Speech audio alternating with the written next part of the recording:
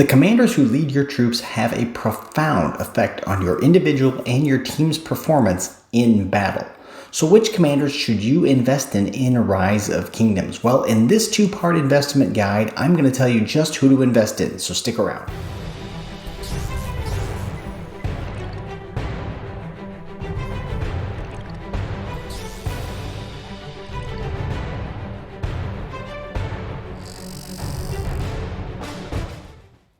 What's up, everybody? Psych out here with another Rise of Kingdoms video. Look, commanders are really important to your on-the-field performance as an individual and as a team if you want to win in KVK or Ark of Osiris. But which commanders should you really invest in? There are a lot of commanders in Rise of Kingdoms. I actually don't even remember the total number of them. But you probably shouldn't invest in all of them, and you probably can't invest in all of them. So in this guide, I'm going to be telling you about which commanders you should invest in. And this is a two-part commander investment guide. In part one, I'm going to be talking about commanders to invest in the early game. So this is really, what do I mean by early game? I mean pre-season of Conquest. So for those of you who don't know, you can actually zoom out on the map to understand what would I mean when I say season of Conquest, or what do I mean when I say pre-season of Conquest. So if you click on the little globe down here in the bottom corner, this tells you which kingdoms are in the preparation season. That means before KVK 1, right there, which kingdoms are there. Season 1, which is kingdoms who are in KVK 1 and have not yet finished that to move into KVK 2. Season 2 are kingdoms that are in KVK 2 or have finished KVK 1 and are moving into KVK 2 or in KVK 2. And then after KVK 2, you enter Season 3, and these are kingdoms that are about to enter KVK 3 or are currently in KVK 3. And then once you're done with KVK 3, you enter the Season of Conquest. And so I'm dividing everything from here forward, right? From everything there before, everything in Season of 3, that's all going to be early game, which commanders you should invest in. And then I'm going to be talking about Season of Conquest, which commanders you should invest in there. And I want to start by talking about some of the earliest commanders you invest in the game, and that is going to be these epic commanders. So look, late game, you're not going to get much use out of epic commanders. Certainly by Season of Conquest, you don't see very many epics at all on the field. But in the early game, even in KVK 1, KVK 2, even in KVK 3, you can regularly see epics on the field. So which epic commanders should you prioritize in the early game in Rise of Kingdoms? So I'm going to give you 5 really epic commanders and maybe a 6th sort of honorable mention. So the number one epic commander I think everybody should invest in is Sun Tzu. And again, you're going to end up expertising all of these commanders, so don't really worry that much about them. But I think early on, you want to get Sun Tzu. Sun Tzu does AoE damage. He's got some really nice stats in terms of health bonus for infantry, which is a really good stat to bonus your infantry on, and a 10% damage reduction is very good. He also does some extra skill damage, and he also regenerates some rage. I've actually done some math on that. It turns out if you hit 2 targets, that's about all the rage you can get out of him, especially if you have talents like Rejuvenate over here maxed out. You can really only get 100 rage from that talent, but it doesn't really matter. It's still a very good talent. Or still a very good skill. So Sun Tzu is number 1 priority. The number 2 priority is Joan of Arc. Joan of Arc is good for a lot of things. In the early game, you're really going to want to max the second skill because she can do lots of gathering. The gathering speed bonus of 25% is very good. That's for all resources, including gold, which is really valuable. She also has a troop load bonus, meaning that it's easier for her to gather those resources. You don't need as many troops to do that gathering, so that's really good. This skill is great. You can use this skill for a really long time. Use her in Lost Canyon. You can use her on the open field. Just great for your murder ball. So Joan of Arc, really good investment in the early game for just about everybody. So those are the top 2 epics. The next epic is Bjorn Ironside, and Bjorn has come to us recently. Is with the Vikings when the Vikings came in. He's an infantry commander. He has some really interesting skills. He doesn't have a ton of damage factor on the first skill, but what he does do is increases the skill damage that targets take. And look, in the late game, there's commanders like Trajan that increase the skill damage that targets take. So this is actually actually a really good skill. It's sort of a light version of what Trajan can do, so it can cause some targets in an AoE area to take more damage. You can, in the early game, KVK1, you can run Bjorn Ironside primary with Sun Tzu right behind him. It's a very nice combination, so very solid investment there. He also has some another really cool skill here. This one has a 10% chance of doing some direct damage. It does have a cooldown of 5 seconds, so it's not like Alexander the Great skill, but it's actually a very good skill for doing some extra skill damage with Bjorn. So Bjorn is my number 3 recommendation for investing in epic commanders. The fourth one is Baibars. Let me see here, come up here, Baibars. So Baibars, in many respects, doesn't have much. This skill kind of sucks, 20% cav attack. This skill really doesn't do anything at all because you're not going to attack cities with him. And this skill also doesn't really do much unless you're running away. So it's really all about this skill, which I think you have to get expertise to really get the damage effect. But you get up to 5 targets, damage factor 1000, which is very good. He has a very wide fan, especially for an epic. It's even bigger than Sun Tzu's. So this does a lot of damage if you're in the open field doing open field fighting. Baibars is a solid choice among the epic cav commanders. And finally, my 5th choice here is actually all of the gatherers. You really do need to invest in commanders like Matilda early on. If you get her expertise, you get an extra 10% of resources. That's really good in a gold pit. That's really good everywhere, actually. So Matilda, really good to invest in. Same thing with Tamar. Now that we have her, she's got some extra bonus gathering to wood. And you're also going to want to invest in Constance. She gives another bonus when she's done, 10% resource bonus. She's good at gathering wood, but also other resources. Gaius Marius, you're going to want him to be gathering food for you. Sarka has a gathering speed bonus. Centurion, all of these commanders, sorry, there's his gathering speed there. All of these commanders are going to be ones you're going to want to invest in the early game. You're going to want to get them all to at least level 37. I'll show you what the talent tree should look like. Once they're at 37, you should get all of these gathering skills here.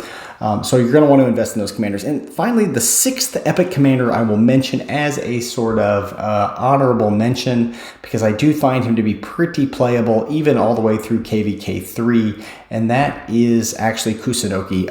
There are a ton of archer commanders once you enter the season of Conquest who are really good and really playable, but there aren't that many really good, really playable archer commanders in KVK2. I'll put a card at the top where I show how you can run several different archer marches in KVK2, but Kusunoki is one of those that actually can be run in KVK2, KVK3, has some area of effect damage. He also removes a bunch of divas. He does damage over time. He has some insta-proc damage here as well. So Kusunoki is sort of my 6th honorable mention to invest in the early game among epics. All of the other epics, I wouldn't worry about them. People will tell you about Pelagius. I don't really think he's that great. He's single target damage. He's very good for barbs because he has some healing, so you can actually kill a lot of barbs with healing. Boudica, you're going to get her, and she's good for doing damage to barbs. Same thing with Lohar for killing barbs. If you say, well, I like Belisarius because I like to run around and kill farmers, or I like to use him in Ark of Osiris, okay, that's fine, but that's a pretty niche role. And all the other epics, I mean, Osman really doesn't offer much. Scipio, Olgi, my least favorite epic. Don't bother wasting your time trying to level them up very quickly. Okay, so now let's move on to the legendary commanders. What legendary commanders should you invest in the early game? I'm going to add a couple of things here at the outset. The first thing is you really shouldn't invest at all in any of the legendary commanders who you can get from gold key. So if you can get a legendary commander from a gold key, don't bother investing in them at all. So what commanders am I talking about here? So commanders like Devil C, get him from gold keys, don't bother investing in him. El Cid, same thing, don't bother. And when I say investing, I mean, I'm talking about putting universal sculptures into these legendary commanders. Don't put your universal sculptures into El Cid. Don't put universal sculptures into Mehmed. Don't even put universal sculptures into Mulan, even though she has some really nice utility. I just wouldn't invest any. And the same thing goes for these gatherers. Please don't put any universal sculptures in the gatherers like Ishida or like Siondek. It's just really not worth it. So anybody from gold keys, don't put universal sculptures into them. The only exception to that might be, and this is my first recommendation for who to invest in among legendaries in the early game, and that is Charles Martel. Maybe you can make a case for putting a few universal legendary commander sculptures into Charles Martel, and the reason for that would be because you're just about to top off his expertise. If you're like, man, I've got him so close and I want to get this expertise, the expertise on Charles Martel is really good, adding that march speed, adding more defense and health to the march. It's really good for an infantry commander. Charles Martel actually lasts quite a long time. He's very tanky with his shield. He does a ton of counterattack damage with this one here. So he's actually a very good commander and maybe worth a few, but very few, Universal Commander sculptures. You can purchase him if you're a spender. You can purchase him through the daily special offer, and that's a good way to level him up fairly quickly. So that's my number one recommendation is Charles Martel. You can also get him in Mightiest Governor, and of course you get him through the gold keys. The number two investment I have for people in the early game is Richard I, and I've got to be a little careful here because different people might have different spend levels. If you're a big spender, you should just get him as high as you can get him, expertise him, whatever. But if you're a low spender, I recommend you at least get him to 5-5-1-1. These first two skills are pretty good. Actually, the third skill is also very good, so 5-5-5-1 is even better. But Richard does work for you for a long time. There's a good reason to invest in him. He's really good through all of the first three KVKs. He can even be used in Season of Conquest. A lot of people probably don't use him as much. If you have a really old account, you'll eventually move Richard to the bench. But he can actually be used for a really long time. In fact, when I get into Season of Conquest, I'll probably still be using him for at least a little bit before I can move him to the bench. But lots of utilities, and of course the big utility that he offers is the ability to barb chain, which is actually very valuable in Heroic Anthem and Strife of the 8 KVKs, because those barbs are very big and very strong, do a lot of damage. Having Richard out there and they also cost a lot of AP, so if you can barb chain those, you can get a lot of value out of Richard, at least at 5-5-1-1. So that's the number two investment. I'm also kind of going in order here of when these commanders come into play.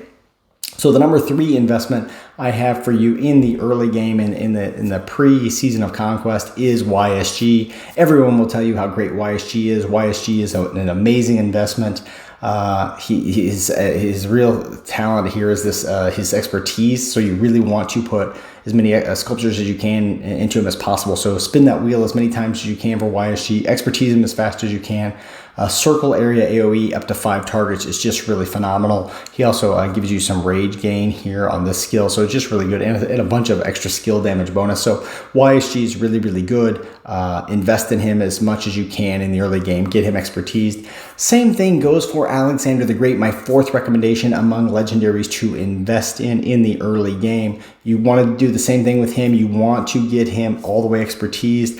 5-5-1-1, he's very playable, but these first two skills are very good, but his third and fourth skills are also very good. And finally, his expertise is phenomenal because he makes the target take more damage. 30% more damage for 4 seconds is just really, really good. He gives him tons of utility in Lost Canyon, but also, of course, on the open field in Ark of Osiris or any other place where you want to put a big debuff on a target that will take a bunch of damage. Alexander the Great is really good at that. You want to spin him as many times as you can and put as many universal heads into him as you can. So that's my number 4 choice for the early game. And the 5th choice is one that's going to be tough to get, particularly for your low spender or a free-to-play player, and that is Saladin. Saladin has a lot of longevity as a cavalry commander. People still use him all the time in Season of Conquest. So he's really good, obviously, in KVK 2 when you can get him, KVK 3. Season of Conquest KVKs for a long time. Just a really excellent cavalry commander. He's very tanky. That's one of the things that cavalry really lack. If we look at Minamoto and Double C and Khan, those early game cavalry commanders, they just have no tankiness. They're just easy targets. They get taken down very easily. But not with Saladin. Saladin has a lot of tankiness. He's got some defense bonus there. Just a little bit of march speed, not a lot, but he's got the skill damage taken reduction, counterattack damage taken reduction. So Saladin offers a lot of tankiness that other cavalry commanders don't, and so he makes a great pair later on for commanders like XY, commanders like William. You're probably going to want to invest in Saladin if you can. And finally, I'm going to list 2 honorable mentions at the legendary tier that you might want to consider investing in the early game. I don't know that I would say you must invest in these. Oh, wait a minute. I did want to offer one more before I jump into that. Before I jump into those honorable mentions, there is one more that you really should try to get if you can. And like Saladin, she's very difficult to get, and that's Tamira's. Tamira's a debuff, and I've got other videos talking about how good the Tamira's debuff is, but this right here is so good. You're going to want to try to get her if you can. You want to get her to 5-1-1-5. that's the ideal place to get Tamiris. But if you can get her in the early game, and there's quite a few MGEs for her now, the way Season of Conquest works, and when you're in KVK3, once you hit the Edward Wheel, Tamiris MGE, you just keep getting Tamiris until you get into the Season of Conquest MGE. So I think we're on our like 5th Tamiris wheel, or rather MGE right now. So there may be some more opportunities, even for low spenders, to get Tamiris to at least to a usable level. So you want to try to invest in her if you can. Now, back to my honorable mentions. I would say Constantine is one that you could go for in the early game. It's probably useful if you're an infantry player. 5511, he's very usable. If you really care about Canyon, he's excellent to add to Canyon. You put him in front of Joan of Arc, your Canyon team will be transformed to be magically much, much better. The big deal with him is this first skill is that he reduces the attack of targets by 40% and reduces how much damage your nearby troops take, right? So the target he's hitting has 40% less damage, but all of your nearby troops get that 10% damage protection or damage reduction for them. So that's really valuable. Again, I think he's sort of an honorable mention because he does lose a lot of value and doesn't get seen a whole lot in Season of Conquest. So, think about whether or not that's really the place you want to invest. Again, I list him as an honorable mention. And the last one I'll mention as an honorable mention is Minamoto. Obviously, Minamoto is not for free-to-play players. Obviously, the only way to get him is to spend money. Very usable in KVK1, even usable in KVK2. After that, he really doesn't really have a lot of use except for doing barb forts. He and Double C are really the best barb fort combo, and that continues all the way into Season of Conquest. So you might want to think about investing in him if that's something you're interested in. If you think, well, I do want to go rally a whole bunch of barb forts if I need to get those Books of the Covenant or whatever it is, Minamoto is the guy who can make that happen really, really efficiently. So you might consider investing in him there. Commanders to totally avoid, I mentioned the gold key commanders. I would also totally avoid commanders like Edward of Woodstock. I just don't think he has a lot of value. In KVK2, he's an excellent rallier. The problem is you don't really get him until KVK3, so the only way to use him in KVK2 is to migrate back to KVK2 to use him again and to really use him there. So, Edward of Woodstock could be used there, but I just really don't recommend investing in him at all. The same thing I would say about Genghis Khan. It does a ton of damage in KVK2 and again in KVK3, but Season of Conquest, he's just too squishy, just such an easy target, gets taken down very easily. Don't recommend investing in Genghis Khan. Same thing with Hannibal Barca. Do I even have Hannibal? I feel like I do somewhere. There he is. I would not invest in Hannibal Barca either. Again, this commander just outside of KVK1, you really have no use for him. And the last one I would say I wouldn't really invest in is Wu Zetian. If you are a garrison leader in KVK3 and you happen to have Wu Zetian, I just don't think I would want to invest a lot of sculptures in her, but she is a pretty good garrison in KVK3, but that's really it. There's no other place you could use her, and using her in Season of Conquest isn't really a good option. So you could use her there, but I just really don't see a lot of utility for Wu Zetian in the early game or even in the late game. So I would avoid investing in her. And that's really it for this part 1 of the video. These are the epic commanders that I think you should invest in. These are the legendary commanders I think you should invest in. If you have questions, you have comments, put them down below. If you disagree with this list of investment priorities, let me know. Tell me about it. If you like this sort of video, if you want to hear more about this kind of thing, hit the like, hit the subscribe button, and hit that bell so you know when I drop a new video. Thanks so much, everybody, and I'll see you in the next one.